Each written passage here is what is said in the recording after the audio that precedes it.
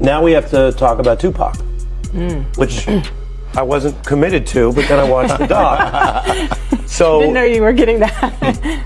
you have a lot of people saying stuff in there that makes it sound like maybe he was responsible for that murder, which has never been proven. That's a very serious But thing. you have Keefe D and over in Vegas now, getting ready to go on trial for that case, saying those things. I told you you can't trust these niggas. Now Puffy done killed Tupac, man.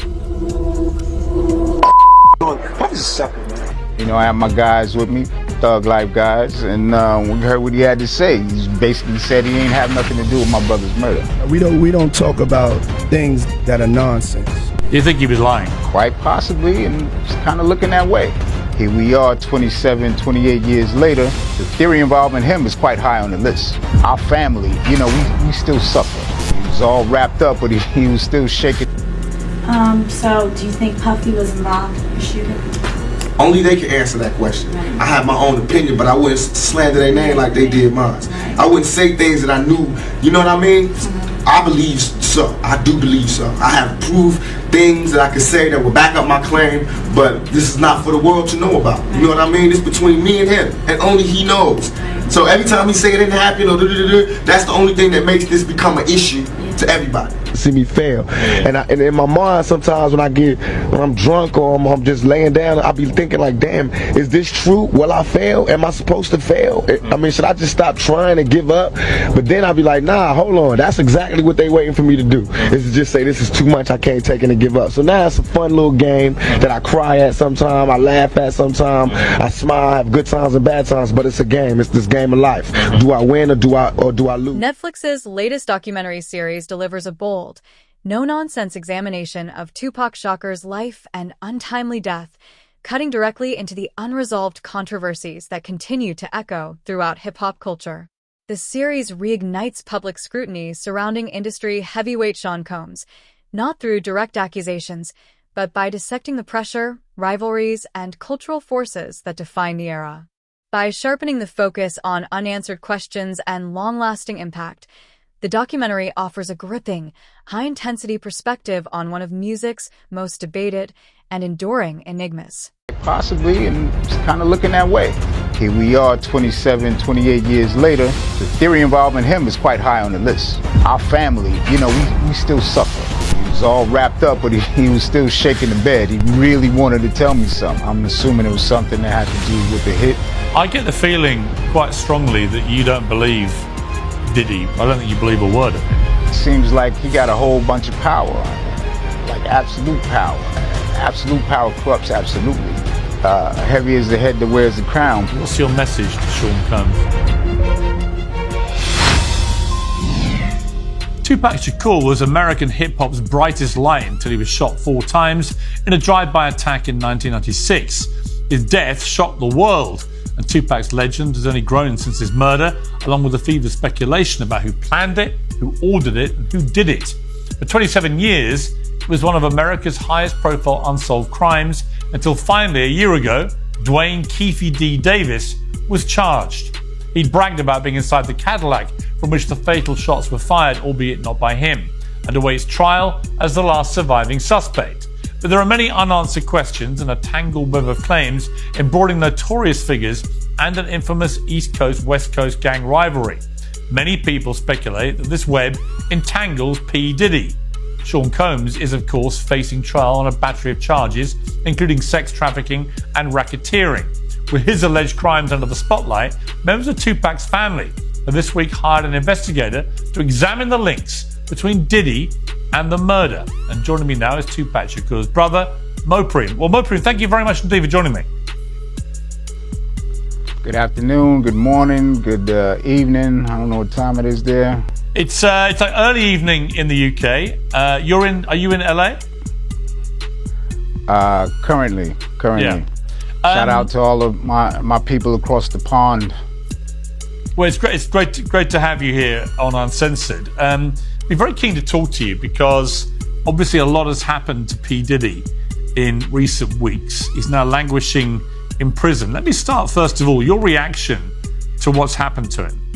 In Sean Combs, The Reckoning, The filmmakers chart Sean Combs' rise to dominance in hip-hop, unpacking the ambition and influence that shaped his legacy long before his more recent legal troubles entered public view.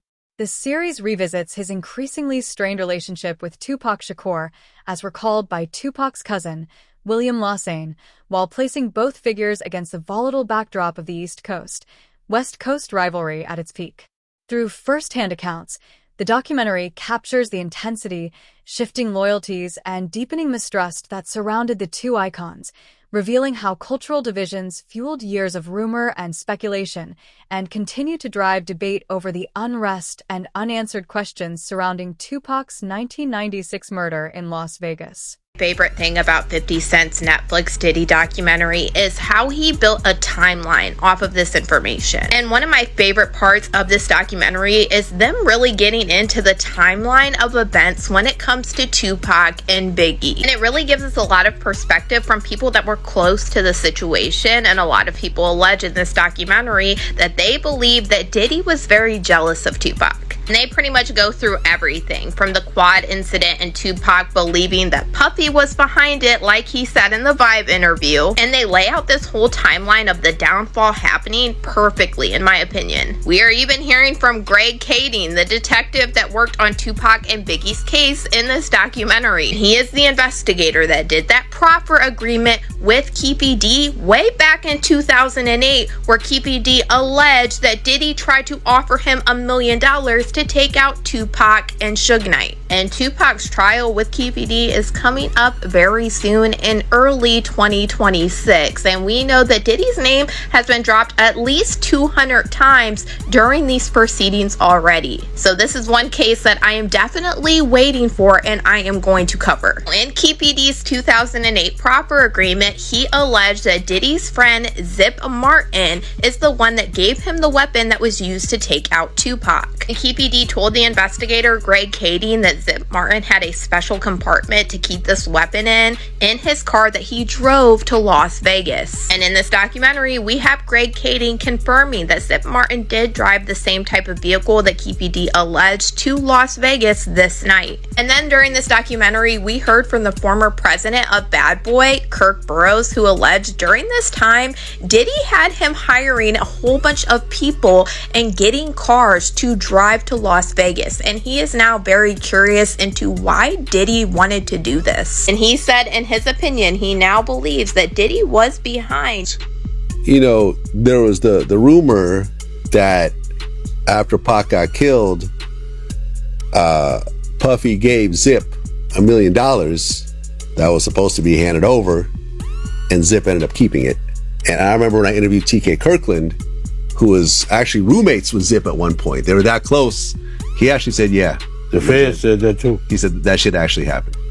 Well, the story that has circulated was that after Tupac got killed, Puffy allegedly gave the money. I heard to Zip. Yes. And Zip was supposed to give the money to Keefe in that. Yes. But he never gave the money to him. But thank God he never gave him the money, right? Think about it. If he gave the money, Puffy will be in prison now, money for hire, a murder for hire. So thank God. It's just a true story. I'm not saying yes or no, but if he would have gave him. William Lawsane spoke candidly about the friction between the two stars, describing it as intense, deeply rooted, and shaped by mounting pressure as Tupac Shakur's influence and independence continued to grow. He suggested that Sean Combs may have felt increasingly challenged by that shift. Rather than assigning blame, Lawsane urged audiences to reconsider the broader context surrounding the 1994 New York shooting, emphasizing how chaotic, fast-moving, and poorly understood that moment was in real time. Music insider Gene Deal echoed that perspective, pointing to the immense competitive strain between the artists and noting that the rivalry only intensified an already volatile chapter in hip-hop history. It'd have been a murder for hire and Puffy would be locked up. Yeah, he said he's a dirty motherfucker. Yeah, and he even said that, like, in retrospect, that was probably the best thing that could have ever happened to Puffy. By Zip stealing the money, now Puffy isn't connected to that shit. Or else it would have been like a murder for hire or something, you know what I'm saying? The FBI said it was just Zip. So the FBI told you the same he was thing. a dirty motherfucker, yeah. So the FBI told you that Zip kept that money as well. They said Zip's a dirty motherfucker. Everybody crossed you. You the last one to know every fucking thing. Even lawyers, your friends, everybody can cross your ass. You just don't know. Even the dudes you was riding in the car with every day, like a low jack. Like, what the fuck? Yeah, well, I mean, like I said, Zip had a history of ripping people off. Yeah. He never ripped me off. Well, otherwise he wouldn't have. Did he technically do? I mean, if he kept the money that supposedly. True. So actually, he ripped you off for $1 million. Yeah. If that's what happened, yeah. They sure said it. The FBI said that. The people down, U.S. attorneys, all that. They said that. Zip's the piece. They said he's a piece of shit. But I didn't ever know that he got no money. But they said he got it. Yeah. Well, Gene Deal said he got it too. Oh, Kirkland, really? yeah. Alongside William Lossane's remarks, Mapriam Shakur, Tupac's brother, has emphasized that the events surrounding Tupac Shakur's death demand continued and careful examination. He urges a deeper look at every dimension of that turbulent period, stressing the importance of evaluating the broader environment and all connected figures, not to assign blame, but to ensure the full story is understood. According to Mapriam, clarity can only come when no critical detail is ignored in the search for truth. Out of his room like that, and that's for real, for real. You understand? I'll be like, yo, when I had to, because most of the time I would walk some of them to the door, walk them to get their cabs or whatever like that, or take them down the street and get their cabs and everything like that. Now you be like, I'd be laughing. I just kept a smile on my face when it came to that shit, because I know for a fact. Because he said it himself. He said, I don't know how to talk to women. I don't know how to talk to girls. You understand? I said, you don't have to know how to talk to nobody. You're a millionaire. You got it. So he was jealous of Pac because Pac ain't had to do that. Pac had that aura, you know what I'm saying? And he probably knew how to communicate with women. And most women who he talked to that said stuff said about him. You understand? Like, and we talk about the whole incident of the Quad Studio shit. Like in the documentary, they was talking about that, right?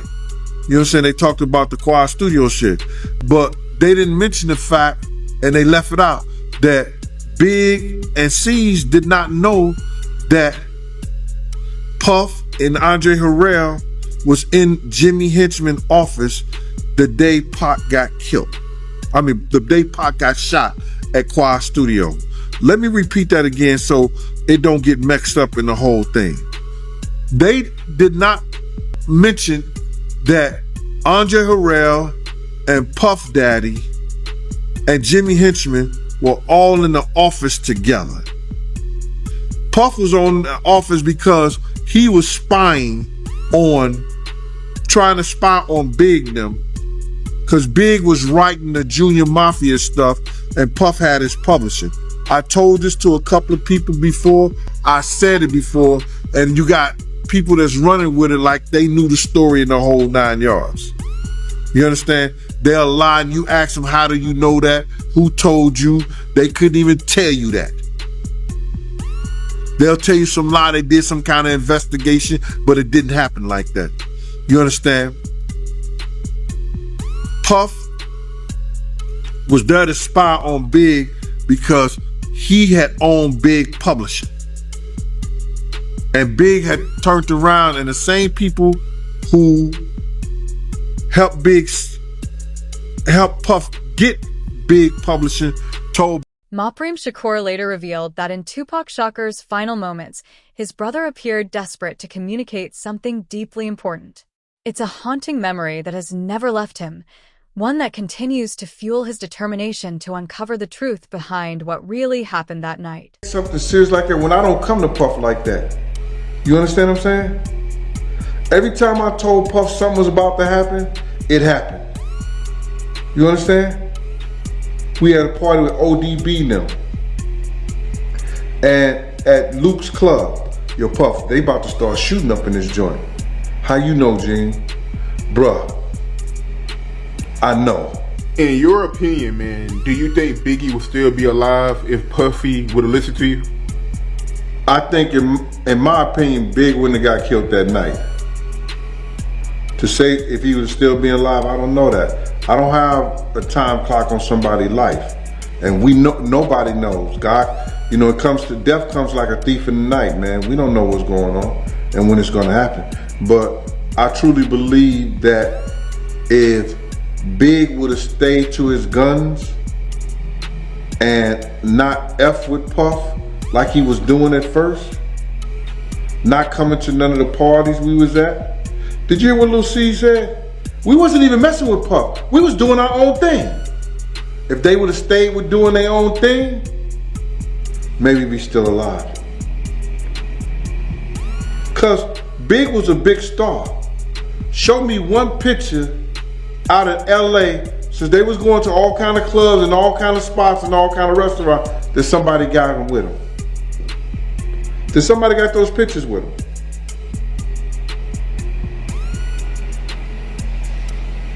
Have you seen any? Only place you seen them was at Sway, the radio stations, right? The video shoot. Where all the other places with all the other pictures? That one time in the mall. But they was out there 2 months, going to all the stations and everything. See, I think that what we're looking at is this, is that two men with two great egos that got all the money in the world. Now see, Suge had the blueprint. Former Bad Boy executive Kirk Burroughs later reflected that the tension between Tupac Shakur and Sean Combs likely fueled far more of the era's chaos than he realized at the time. William Lawsane echoed that view, explaining how pressures intensified as Combs focused on the notorious B.I.G.'s rapid rise, while Tupac pursued a fiercely independent path. Those diverging ambitions created an increasingly volatile and competitive atmosphere, one that set the stage for Tupac's 1994 visit to Quad Studios, where he was violently attacked in an incident that would become a defining moment in hip-hop history.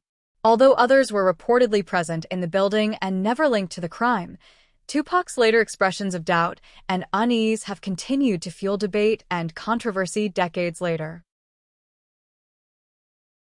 The interview with Kirk Burroughs, right? He told me a story about how when Tupac was in prison, he sent the letter to Bad Boy, letting them know when he get out it was beef. Did you know about that? I knew about the letter, but I didn't know about the content of it. You understand? See, you gotta realize, Pac had people like Jada Pickett, Jasmine Guy, and it was somebody else. They was going around trying to collect money to get Pac out of jail. Nobody from Bad Boy gave up a dime. Nobody from Big Camp gave up a dime. But Big told me himself, he said, man, I was broke, I ain't had no money. I'm like, yo, nigga, nobody tell you to do a show or something? You get the door? He didn't think about it. He didn't have any guidance on that. So what got back to you when it came to the letter, even though you didn't know what the letter was about? But at that time when Tupac sent the letter to Bad Boy, what word got back to you about the letter? Or did Puffy and Kirk Burroughs keep it under wraps? Just take me back, man, to real time when it came to that.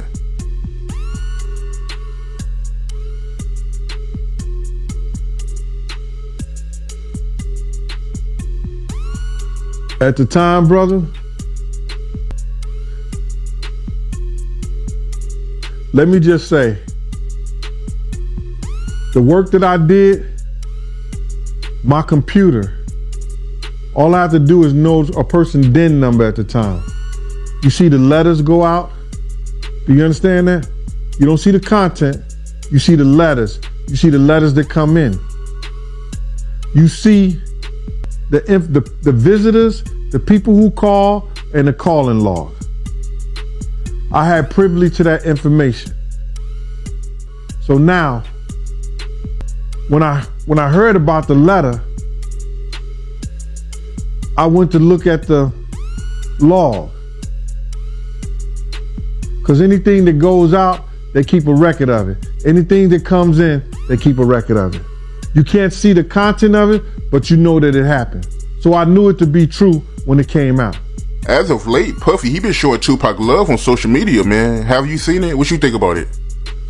Phony and bologna on a pickle sandwich. You want me to say it again? Huh? It's phonier than bologna on a pickle sandwich. Yes, he did idolize Tupac. We all knew that. We knew that about some of the speeches he said. He said the same shit that came out of Pac's mouth.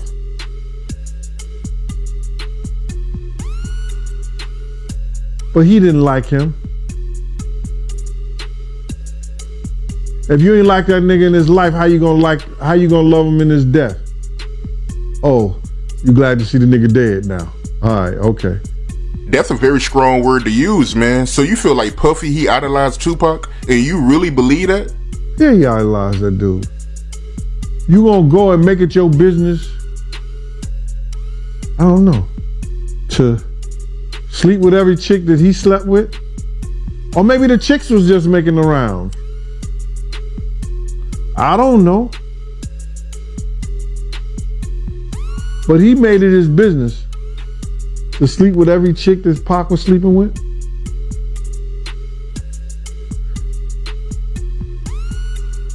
Pac was the first one that came out with that yellow and black Versace shirt. What Puff go do? I want that same shirt right there.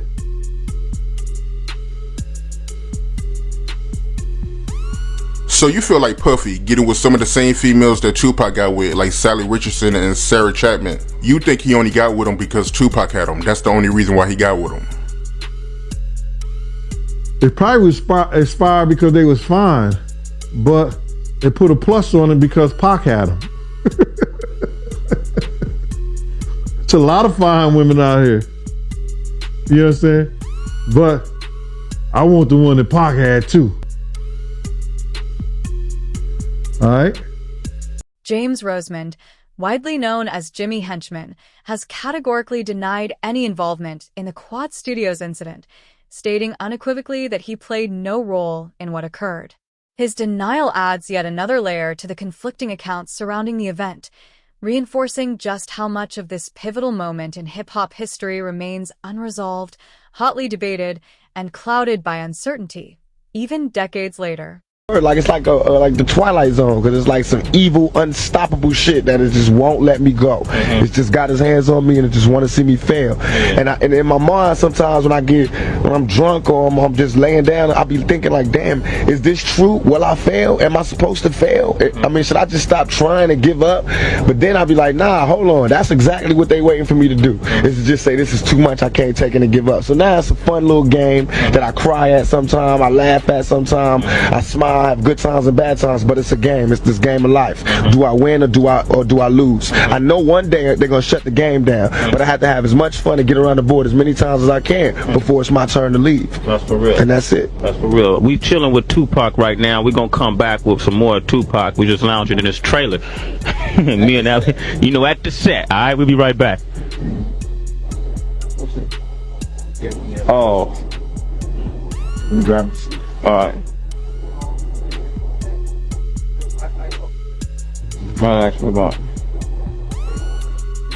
Alright, man. You got a light? Yeah. You know, it's funny, man, when I be looking at because I like to study. I like to watch how brothers evolve, you know, in the shit, because you know how this business is, man. Everything is pretentious.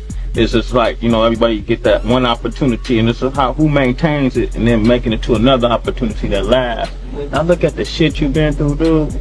You know, I sit and think about it. It's been career in this shit. Yeah. Shit that the next nigga, I mean, I done had problems with the IRS, the police, the Fed, government, raid. I mean, everything that they end your career. That's how you know somebody trying to end my career. Get you. You know, these are not coincidences. Yeah. I mean, because I've been on probation for shit the niggas get turned loose on. You know what I mean? I went to jail for that year, not for rape, but for touching her ass. Sexually, they couldn't even get me on shit, but touching her ass. And they put you in jail for, and I'm sitting there thinking. And you know, if I go go to any club, every bitch in there is grabbing me and touching me. And I went to jail for doing the same thing. And I didn't even do that. I mean, I'm saying in a mix of sex, you gonna touch her. You know what I mean? This was me and her personally. But they took that, and that's... And they blew it out of proportion. And then, you know what fucked it up is how, like, the media and shit, I mean, you look in the papers, they paint you so bad. You know what I'm saying? But the motherfuckers, they know. Not only they know. Years later, in 2011, Dexter Isaac emerged claiming responsibility for the 1994 Quad Studios shooting, asserting that his actions were carried out at the direction of a prominent music industry figure who was allegedly present. While the claim added a new dimension to the case, it ultimately became one more thread in a dense web of allegations, counterclaims, and unanswered questions. Rather than resolving the mystery, it underscored just how layered, disputed, and enduring this moment in hip-hop history remains.